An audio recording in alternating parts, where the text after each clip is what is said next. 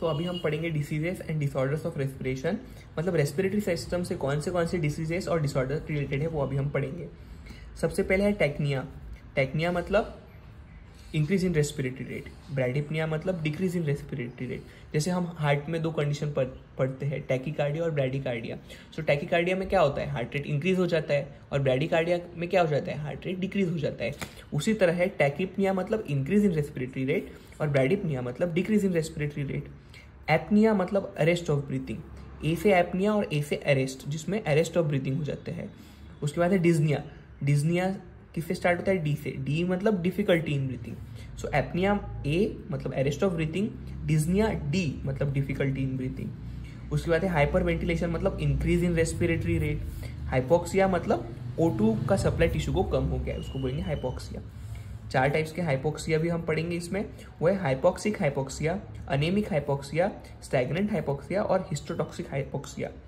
Hypoxic hypoxia में क्या हो जाता है कि O2 का कंटेंट ब्लड में कम हो जाता है।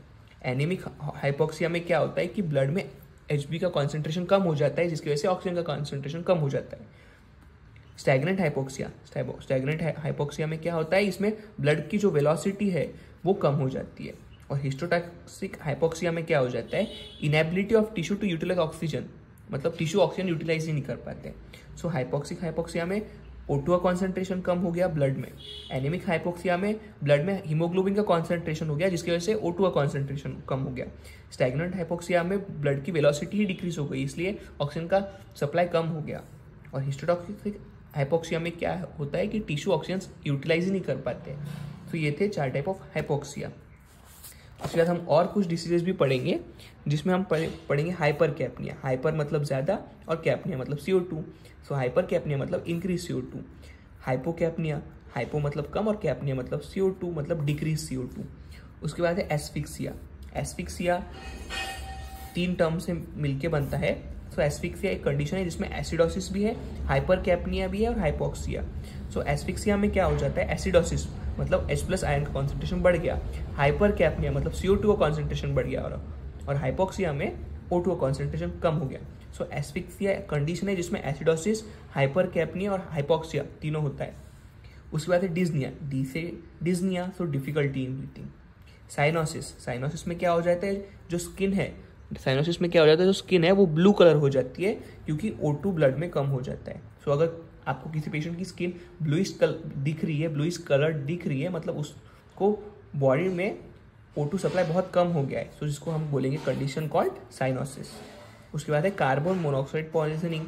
कार्बन मोनोऑक्साइड बहुत ही डेंजरस गैस है और इससे डेथ भी हो सकती है अगर ये ब्लड में बढ़ गई तो। उसके बाद है एटेलेक्टेसिस।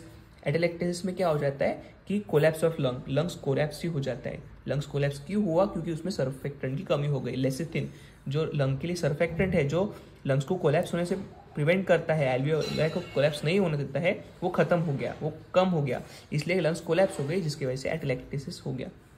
उसके बाद है न्यूमोथोरैक्स। न्यूमोथोरैक्स, न्यूमो मतलब एयर, थोरैक्स मतलब चेस्ट में, प्लूरल स्पेस में, मतलब presence of air in pleural space.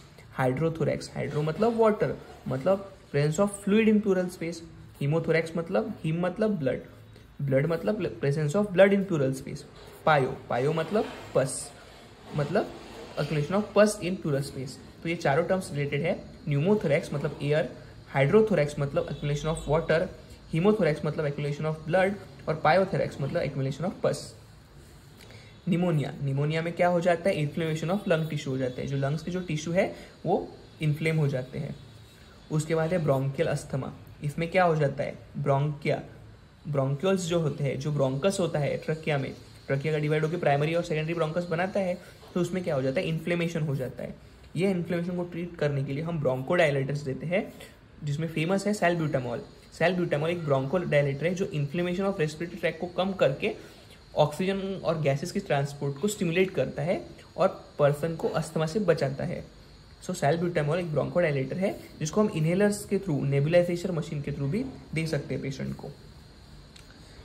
Pulmonary oedema, pulmonary मतलब लंग्स, इडिमा मतलब एक्युमुलेशन ऑफ फ्लूइड, मतलब एक्युमुलेशन ऑफ फ्लूइड लंग्स में हम बोलेंगे पल्मोनरी इडिमा। इडिमा मतलब एक्युमुलेशन ऑफ वाटर या फ्लूइड।